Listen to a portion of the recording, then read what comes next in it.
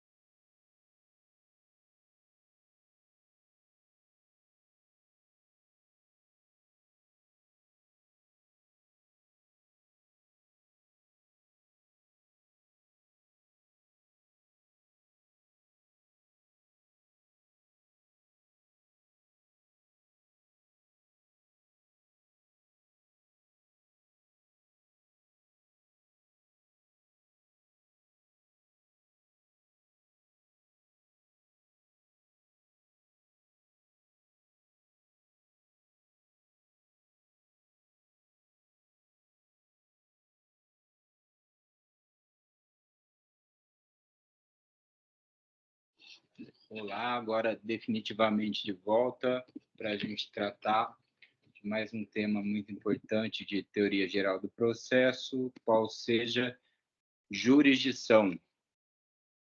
Bom, quando a gente revisa e estuda a jurisdição, a gente aborda o conceito, as características, os princípios da jurisdição e as espécies de jurisdição, que também caem em bastante questões e também, na prática, é um conceito muito exigido, né, que nós temos que ter domínio e consciência dos detalhes e diferenças. Então, vamos começar pelo conceito de jurisdição. temos dois aspectos. Jurisdição é o poder de julgar conferido ao Estado, e também, por outro lado, é o dever de julgar, é um poder e dever de julgar do Estado. É um poder, para isso nós temos delineadas as competências, que também elas ramificam do princípio de tripartição dos poderes, né? Nós temos o judiciário lá muito bem organizado por volta do artigo 110 por lá da Constituição Federal. E aí nós temos os órgãos investidos de jurisdição e a distribuição de competências, né? E quanto ao dever de julgar, a obrigação de julgar do Estado, nós temos o princípio da inafastabilidade do poder jurisdicional e aí previsto lá no artigo 5º. Então, na Constituição nós já temos definida a jurisdição e também as duas mensagens principais para o Estado. É um poder do Estado e um dever dele também. Ele não pode se afastar de lesão ou ameaça a direito. E as características da jurisdição agora. Primeiramente, nós temos que ela tem caráter substitutivo, ou seja, ela substitui a vontade das partes que não conseguiram, por meio da autocomposição, se entender. Então, vem o Estado juiz e, dessa forma, através do processo e de forma imparcial, julga e substitui a vontade das partes. E quanto à imparcialidade, nós temos aqui apontados os artigos 144 e 145 do Código de Processo Civil, que tratam dos impedimentos ou dos casos de suspeição do juiz, que tornariam o juiz inabilitado para julgar aquele processo específico, e assim um substituto teria que ser nomeado, né, em linhas gerais. E outra característica da jurisdição é justamente fazer cumprir o direito material, as normas do direito material. Ou seja, a finalidade do processo é justamente, por exemplo, do processo civil, é justamente fazer com que se cumpram as normas de direito civil. A do penal, a mesma coisa, fazer que se cumpram as normas do direito material, qual seja o direito penal. Como nós vimos em aulas passadas, temos o direito material e o processual. O processual é um instrumento que dá movimento, que torna possível a concretização, ou melhor dizendo, que torna possível que nós consigamos fazer com que o direito material ele possa ser discutido, debatido, e, no final, pelo poder jurisdicional, que ele seja decidido a favor, ou parcialmente, totalmente, para as partes. E como esse conceito pode vir a cair em uma prova? Aqui temos um exemplo de um concurso para auditor do Estado na área de ciências jurídicas, uma questão da CESP, de 2022. O enunciado é o seguinte: a característica substitutiva da jurisdição indica que a vontade das partes é substituída pela decisão judicial proferida pelo poder estatal. É o conceito que a gente acabou de tratar, o enunciado totalmente procedente, totalmente verdadeiro, e esse é um exemplo de um conceito básico que pode vir a cair numa questão ou fazer parte de uma questão mais complexa. Outras características da jurisdição. Uma das características, principalmente da jurisdição da espécie contenciosa, que a gente vai ver mais para frente em espécies de jurisdição, mais para frente hoje mesmo, é a lide. A lide é um conflito de interesses Então, sempre que a gente ouvir falar em lide, a gente está falando em conflito de interesses e não um acerto entre as partes, o que vai ensejar, provavelmente, que uma das partes provoque a jurisdição para que se decida a respeito desse conflito, ou seja, dessa lide.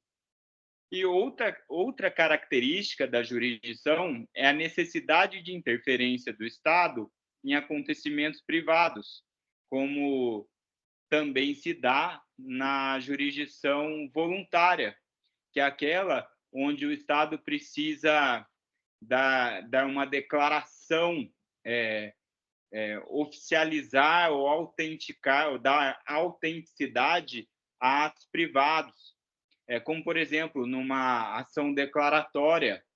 Numa ação declaratória, não tem uma lide, tem que se declarar um direito que já existe, mas, no entanto, apesar de não ter um conflito de interesses, a jurisdição precisa validar esse ato, homologar esse ato, precisa de uma ação, de uma declaração do juiz a respeito da validade daquele ato, para que ela tenha eficácia, para que se tenham efeitos, né, efeitos no campo jurídico e efeitos para terceiros.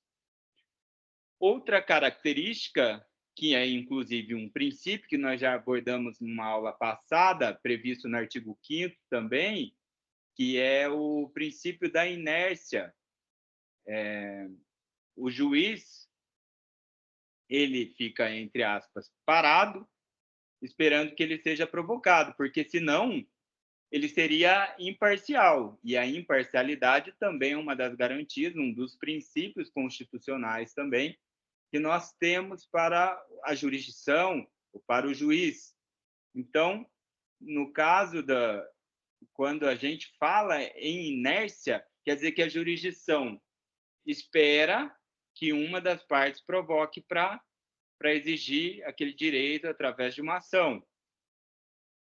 Um exemplo que nós temos aqui é quando o Ministério Público ou o próprio ofendido tem que provocar a jurisdição em ação penal privada.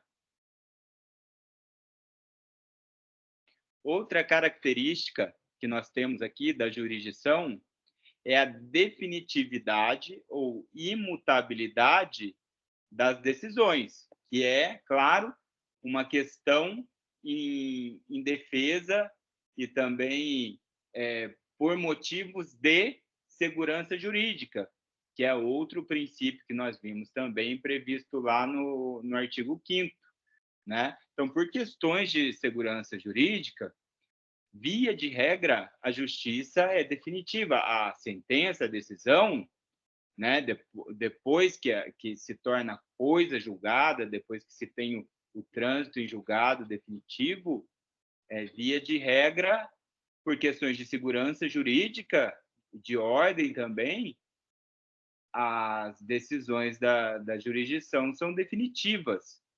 Como, por exemplo, temos aqui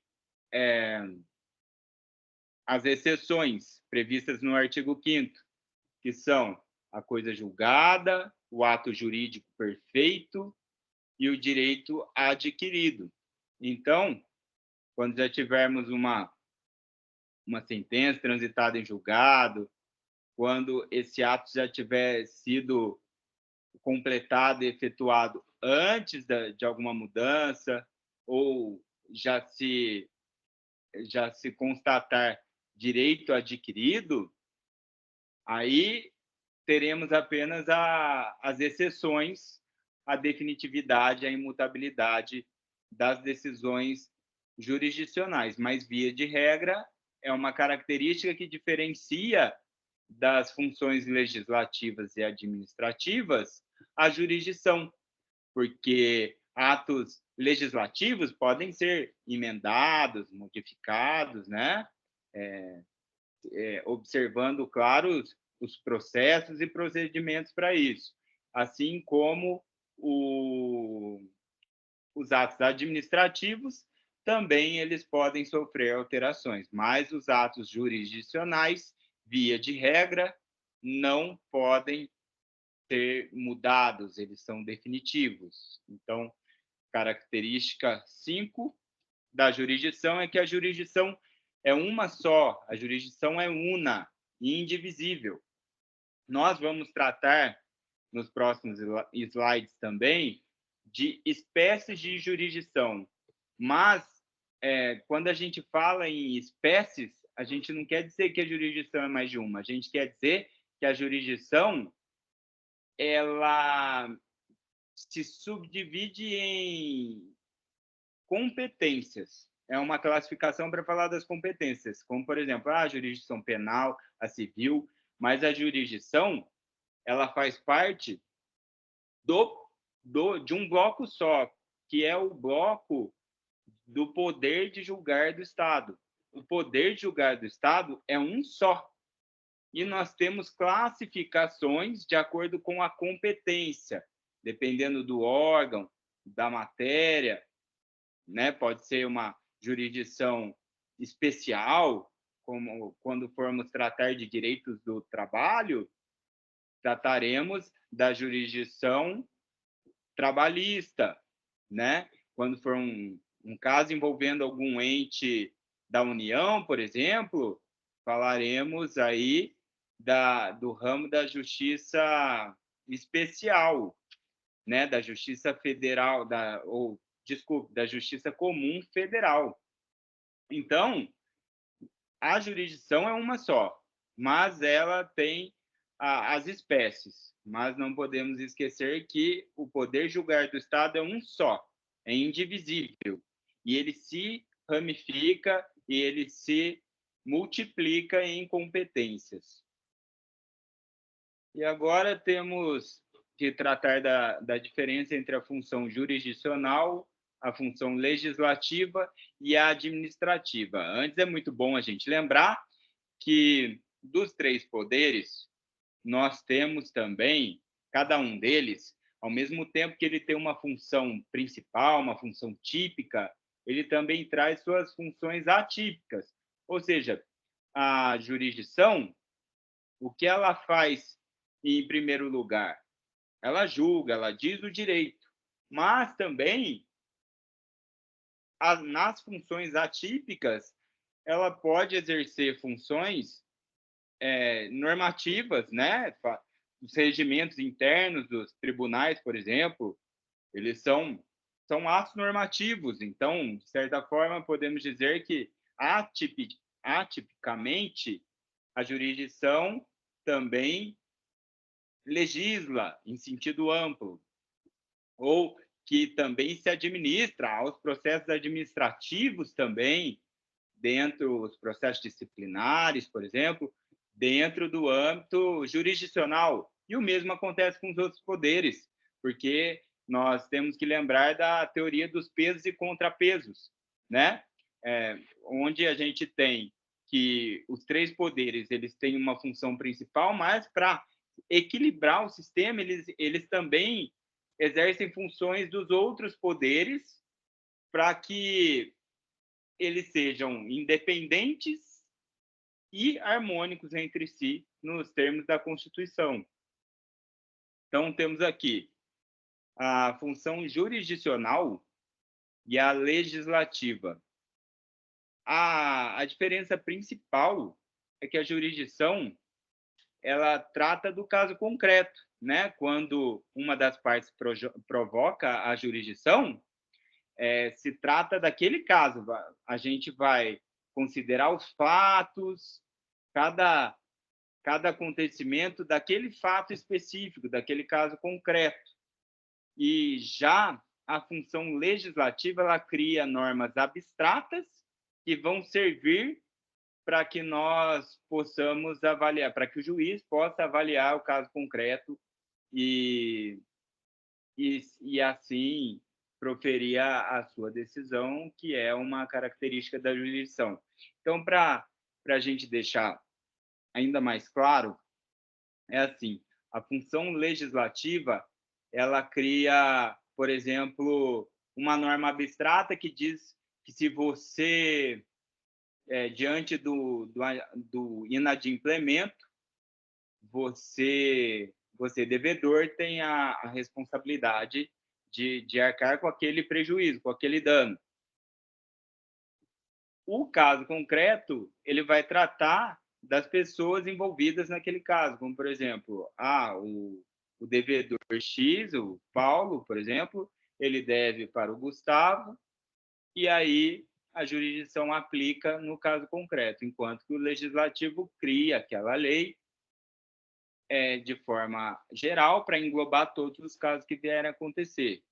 Já a função administrativa não tem o julgamento propriamente dito, apenas segue-se a lei. E agora nós vamos tratar dos princípios da jurisdição. Os princípios da jurisdição, as principais funções deles é garantir a segurança jurídica e também a imparcialidade do juiz, do Estado, no caso, para que não sofra de nenhuma invalidade ou nulidade o processo jurisdicional.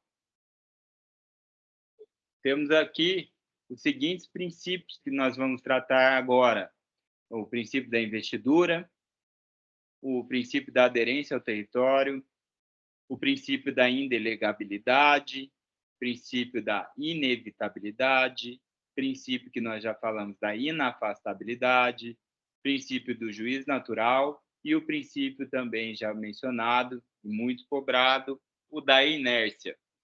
E nós temos aqui que esses nomes são bem sugestivos, então se você encontrar com eles em alguma avaliação, em algum enunciado, você vai conseguir lembrar do que se trata e vai conseguir resolver bem o que lhe for proposto, o que lhe for perguntado. Então, vamos lá, um a um agora. O princípio da investidura, ele diz que a jurisdição só pode ser exercida por aquele que estiver investido na condição, na autoridade de juiz. Ou seja, por exemplo, aqui, um exemplo que a professora dispôs no material dela, que o juiz que já se aposentou não está investido de jurisdição, portanto, ele tem que passar os autos para o seu sucessor. Aderência ao território. Cada juiz só pode agir dentro do seu território, da sua competência, da sua comarca ou da sua justiça, como, por exemplo, o juiz da justiça estadual, ele só vai agir quando for competência da justiça estadual e quando for competência também do território dele.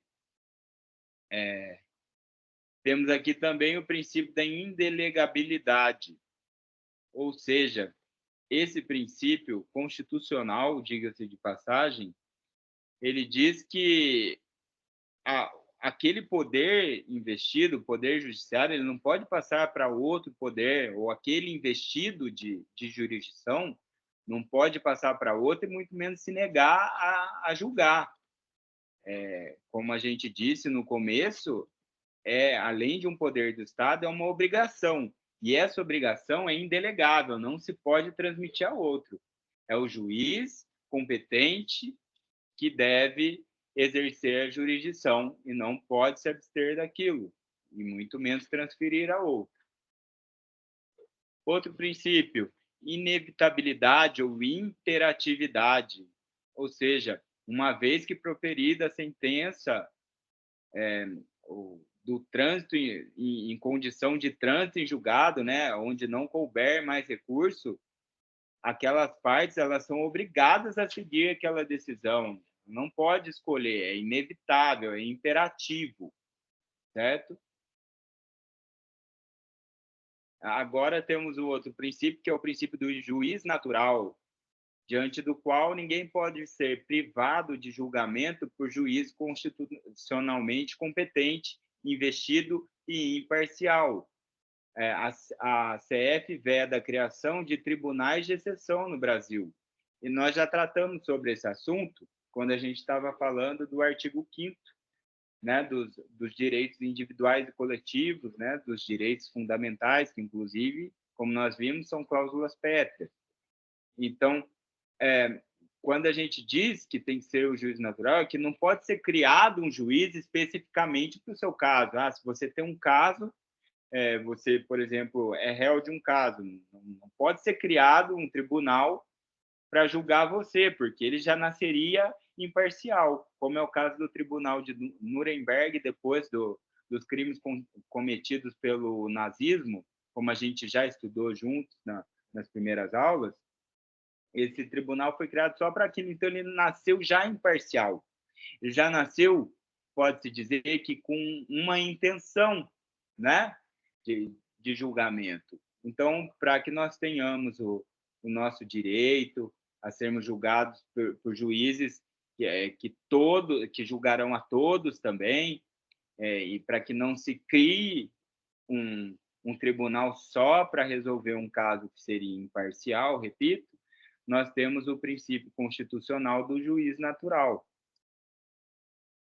E um dos princípios que mais vejo em questões é o princípio da inércia, ou o princípio da ação, ou o princípio da demanda, de acordo com o qual a jurisdição ela tem que ser demandada, ela tem que ser acionada, ela tem que ser provocada. E, então, se pressupõe uma inércia, se pressupõe que ela fica parada, fica inerte, esperando que uma das partes pleiteie o seu direito de ação, pleiteie a provocação e a indagação da jurisdição, para que a jurisdição diga qual o direito. Então, um resumo dos princípios nós temos aqui, e agora nós vamos seguir para ver como isso já caiu em provas. Como esses princípios eles podem cair numa prova.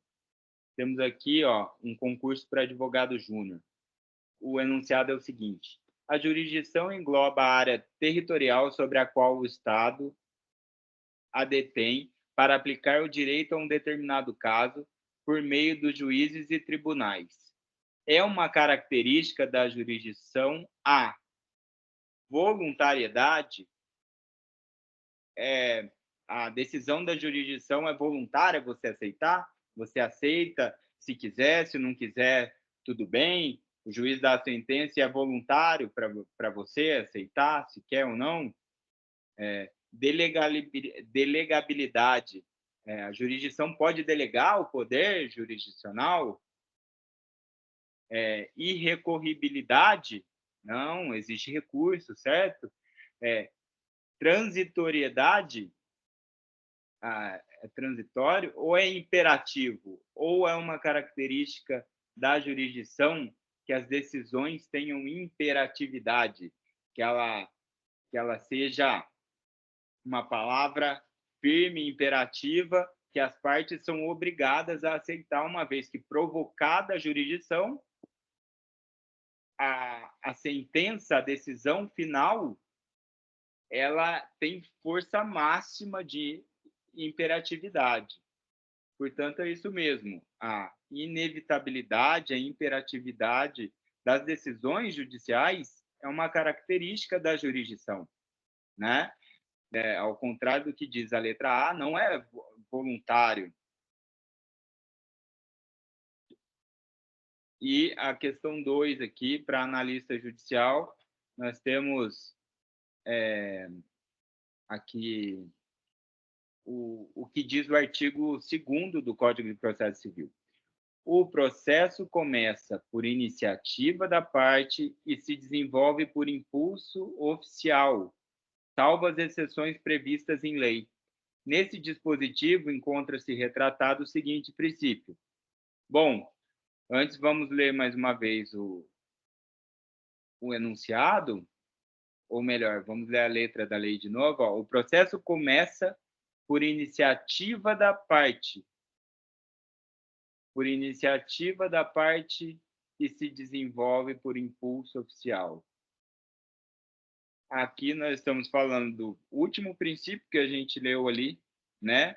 Pelo qual a iniciativa é de uma das partes. As partes têm que provocar, enquanto a jurisdição permanece inerte.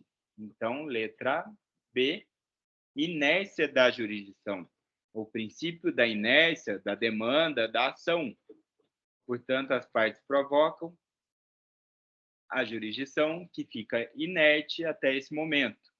E depois, é muito bom a gente destacar isso também, do artigo 2º, tem o princípio do impulso oficial. Depois, sim, depois o juiz que comanda, o juiz que, que emite, que intima, que dá o movimento e que dita o que vai acontecer no processo, né? Os momentos nas respectivas fases da jurisdição, perdão, das fases do processo. Né? Dentro do processo, o juiz depois age por impulso oficial.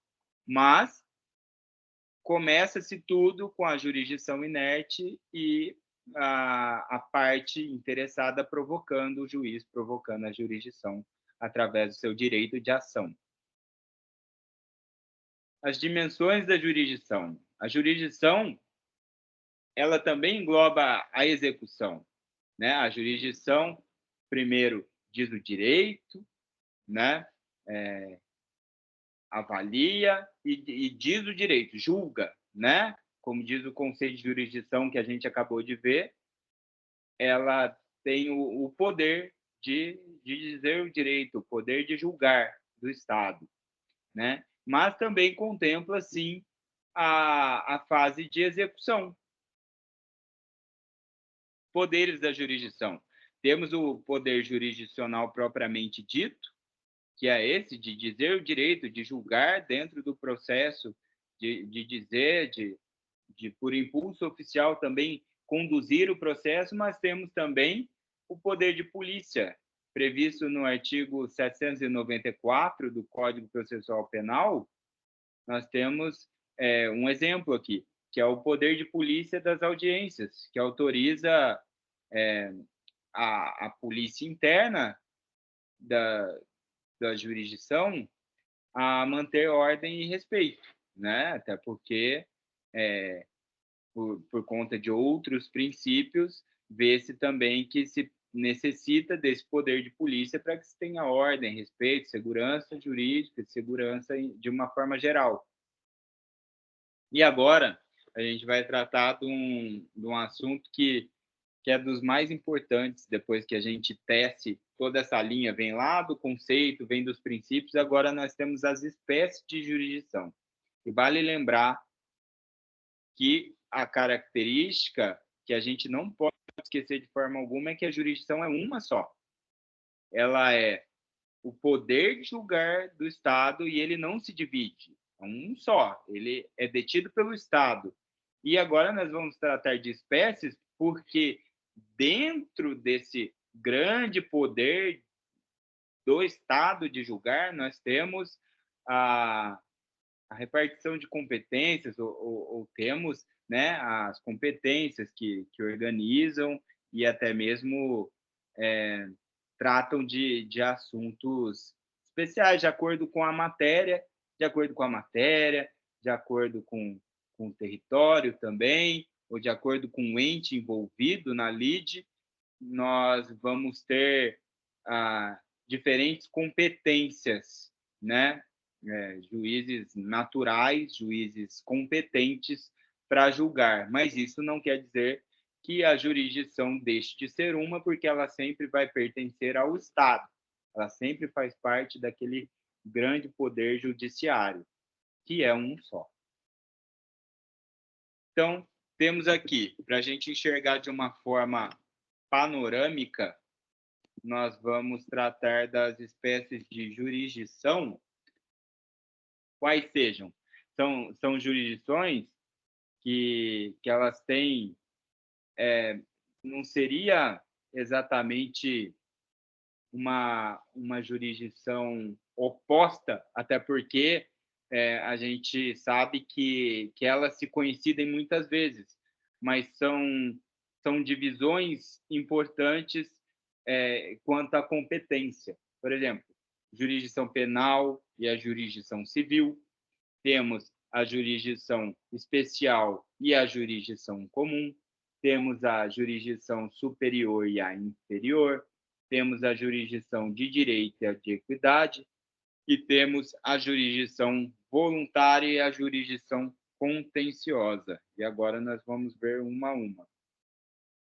Bem, a jurisdição penal e a civil, porque nós temos, né, essa, de certa forma, essa competência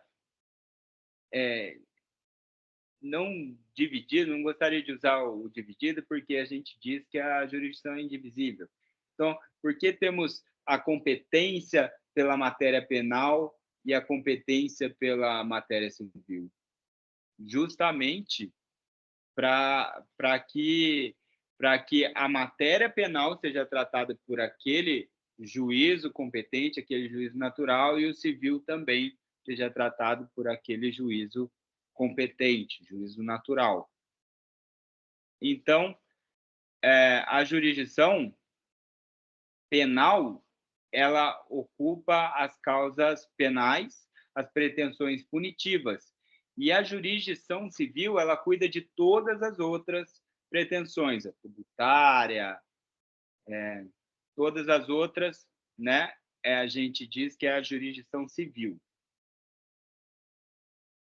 E temos aqui também, apontando artigos, inclusive, para que pesquisemos depois, e dessa forma, todos esses artigos indicados pela professora, é muito bom que a gente sempre vá ler a letra da lei, por vários motivos, ou seja, porque eles podem cair numa prova objetiva, né, e a gente tem que ter domínio, outra também porque é através da leitura da lei também que a gente vai entendendo cada vez mais a linguagem jurídica, e a gente vai tirando nossas próprias conclusões e também melhorando o nosso poder de memorização de cada assunto, afinal, são muitos assuntos.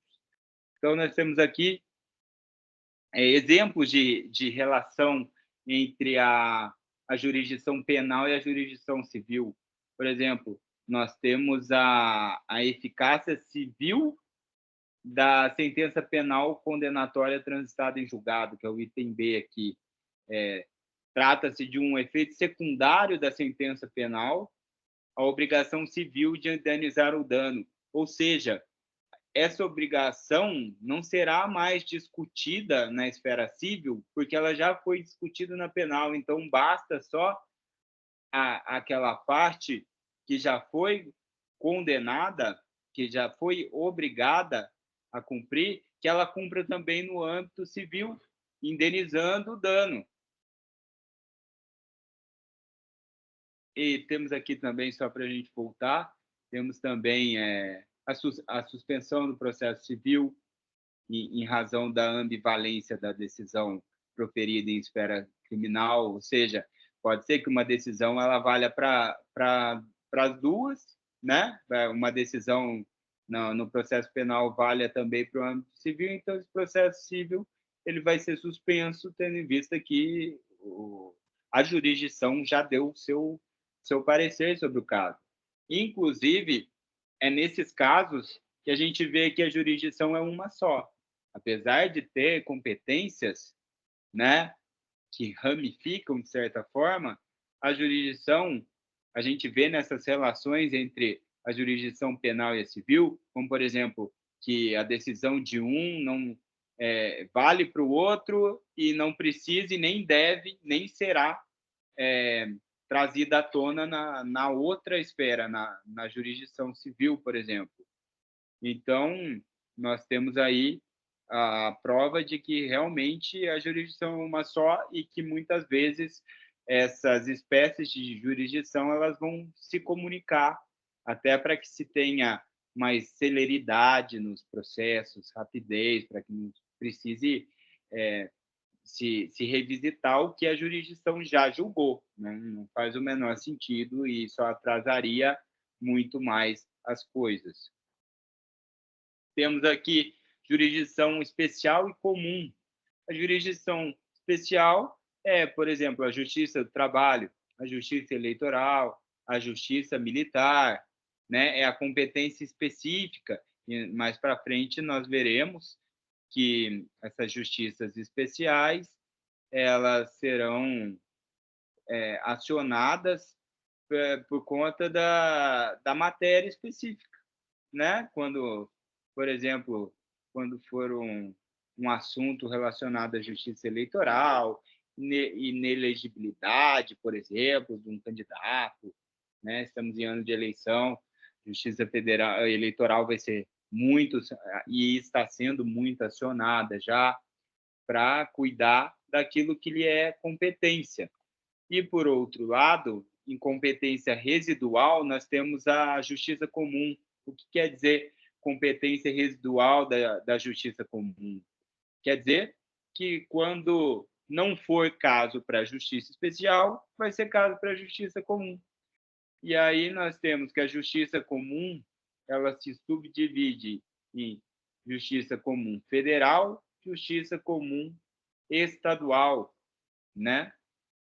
Seriam o, a justiça comum federal, muitas vezes, ela, e é muito bom, diga-se de passagem, a gente lê os artigos, né? O 106 a 110, você vai ver lá sobre a Justiça Federal, as competências, em que casos ela deve ser a jurisdição procurada pela parte interessada em pleitear o seu direito, como, por exemplo, quando estiver envolvida uma autarquia federal, né, um ente da União, esse processo deve ser protocolado perante a Justiça Federal. E já quando não for esse caso, residualmente vai ser a Justiça Estadual, que é o TJ, né, no nosso caso aqui, o TJSP. E lembrando que essas justiças não vivem completamente isoladas, em muitos casos, uma aproveita atos praticados pelas outras e também elas se comunicam entre si através das cartas precatórias, por exemplo, que mais para frente a gente vai estudar com detalhes.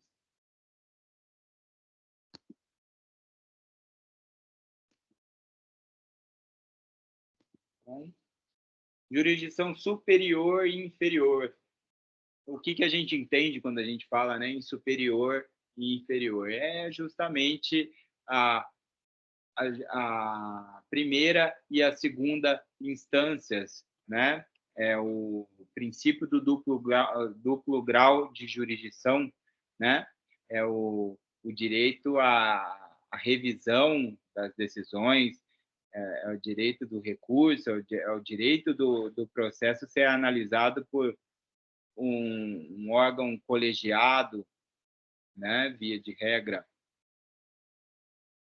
E é importante lembrar que muitas vezes também o STJ ele pode ser também a primeira via, né, dependendo daquilo que você quer pleitear, pode ser que aquele órgão que geralmente é de segunda instância, que ele seja o primeiro a ser acionado, como, por exemplo, quando você vai tratar de controle de constitucionalidade concentrado, mas isso veremos mais para frente em direito constitucional. Temos aqui a quarta comparação de espécies de jurisdição, que são a jurisdição de direito e a jurisdição de equidade. A jurisdição de direito é aquela que aplica a lei, que interpreta a lei, a letra da lei à risca, né? Que aplica a lei ao caso concreto. Já a equidade é quando, de certa forma, se usa o bom senso, não se segue tão à risca para justamente se tente chegar mais perto do justo num caso concreto. Mas isso só pode acontecer quando a lei disser que se pode aplicar a equidade.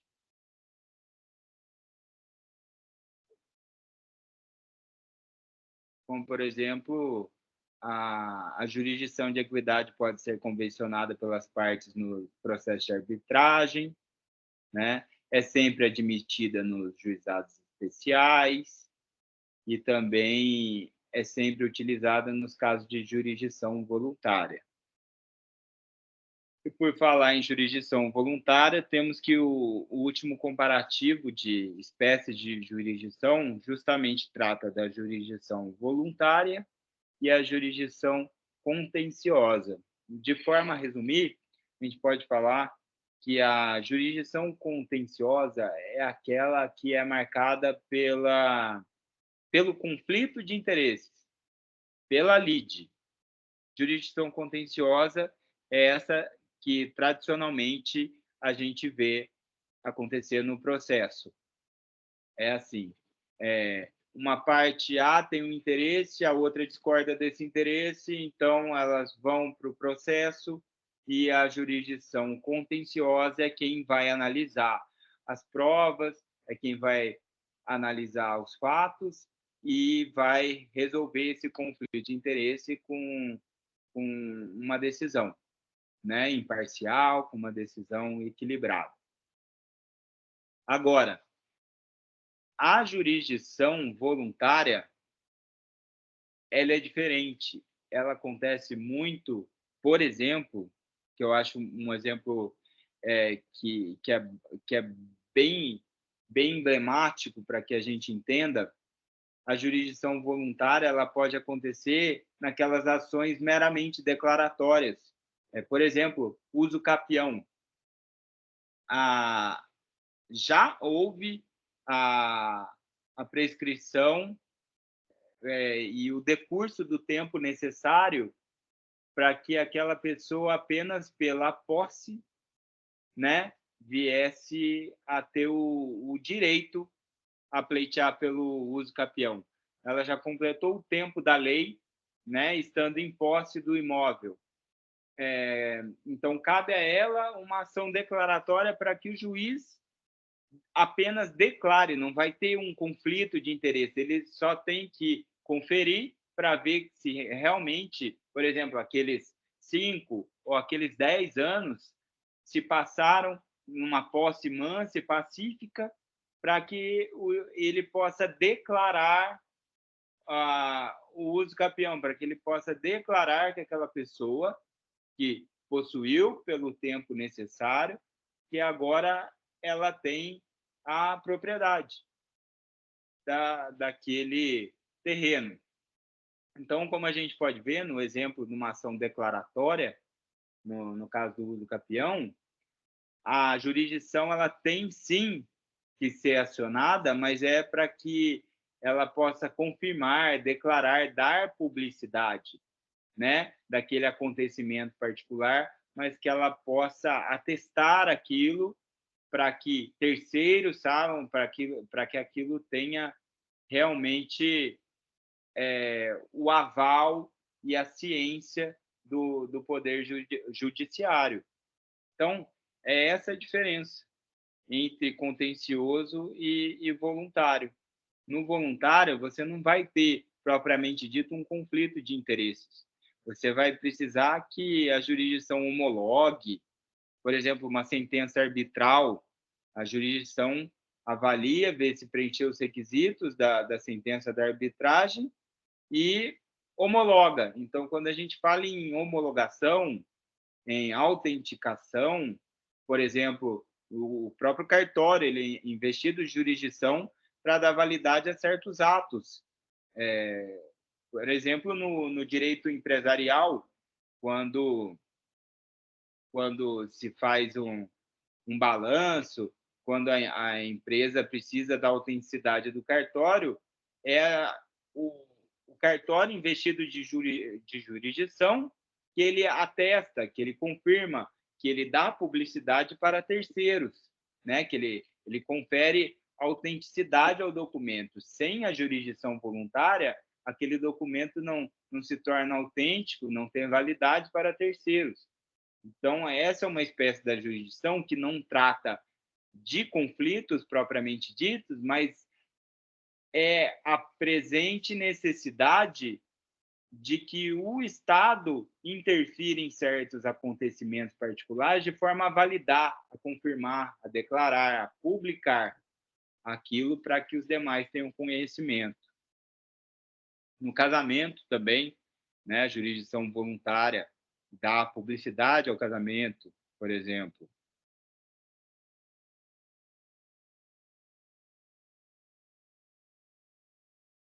E é isso mesmo que a gente falou. São as três categorias da jurisdição voluntária. Tem atos meramente receptícios, como a publicação de um testamento particular, atos de natureza simplesmente certificante, como a legalização dos livros comerciais, né, do cartório que a gente acabou de falar, e atos que constituem verdadeiro pronunciamento judicial, como as ações declaratórias de direitos, como falamos no caso de uso capião, por exemplo. E como isso pode vir a cair em prova, né, o que nós estudamos? São princípios de jurisdição, exceto, vamos lá, princípio da jurisdição, a contenciosidade é um princípio da jurisdição? Não, também existe a voluntariedade, né? Sozinha não é um princípio, não é só contenciosa a jurisdição, também existe a modalidade voluntária. Inafastabilidade da jurisdição, indelegabilidade ou juiz natural. Então, como nós vimos, inafastabilidade é sim um princípio, né? A jurisdição não pode se afastar de lesão ou ameaça a direito. Indelegável também a jurisdição não pode transmitir a outro órgão, a outro poder, a capacidade de julgar. E o juiz natural também, o juiz competente, né, também é um princípio da jurisdição. Não se pode, não se pode criar um juízo específico, um juízo de exceção, e também você tem direito a ser julgado por um juiz natural, competente e imparcial. Então, o erro aqui é que a jurisdição não é apenas contenciosa, como a gente estudou, a jurisdição também é voluntária, né? Nós temos esses dois tipos de jurisdição. E os princípios que nós já estudamos, implícitos nas espécies de jurisdição, então, por exemplo, na jurisdição penal versus a civil, nós temos o princípio do juiz competente, né? Aquele juiz especializado em penal vai julgar a sua causa penal. O juiz especializado nas demais áreas do direito, ele vai analisar a sua questão na jurisdição civil, né? Nós temos o direito de ser julgados pelo juiz natural, pelo juiz competente. Então, nós vemos aqui que os princípios eles estão implicitamente em tudo, né? Os princípios eles são a raiz do ordenamento jurídico e também não poderiam de deixar de ser a raiz das espécies de jurisdição. Por que nós temos uma jurisdição especial e uma jurisdição comum também? Porque nós temos um juiz competente para cada área, né? Na especial trabalhista, nós temos um juiz especializado em justiça do trabalho. Na justiça especial eleitoral, nós temos juízes que estudam, que entendem de todos os detalhes da justiça especial eleitoral. E por que que existe a jurisdição superior e a jurisdição inferior? Por conta do princípio do duplo grau de jurisdição. A jurisdição de direito e de equidade, também temos a jurisdição de direito, porque nós temos o princípio da legalidade, né? Que a administração, o juiz, na condição de elemento público, né? De funcionário público, né? Ele tem que seguir à risca o que está na lei.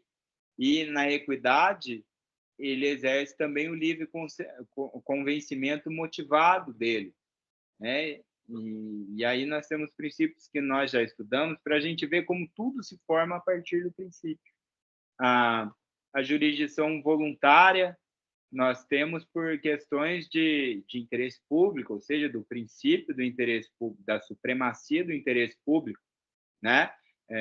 A jurisdição voluntária é aquela que vai declarar, que vai tornar público um acontecimento particular, porque é de interesse público que nós saibamos quem está contraindo casamento, ou quem está, por exemplo, como a gente deu o exemplo, quem está pedindo a declaração de uso capião, para que nós saibamos, tendo em vista o interesse público, de acontecimentos particulares. E a jurisdição contenciosa, ela vem também de princípios como o princípio da inafastabilidade do poder jurisdicional. Ou seja, quando houver um conflito, ou seja, conflito a gente está falando de contencioso. Quando aconteceu um conflito, por conta do princípio da inafastabilidade, que diz que a jurisdição não pode se afastar de lesão ou ameaça a direito, nós teremos direito ao nosso processo. E assim, nós encerramos hoje mais uma revisão sobre teoria geral do processo. Deixo um grande abraço a todos e, para qualquer dúvida, estamos à disposição nos grupos de monitoria, e eu também. Vai ser um grande prazer ajudá-los e um grande prazer também sempre escutá-los quando quiserem ver sugestões para a gente, tá? No mais, desejo uma ótima tarde para vocês, bons estudos e até a próxima aula.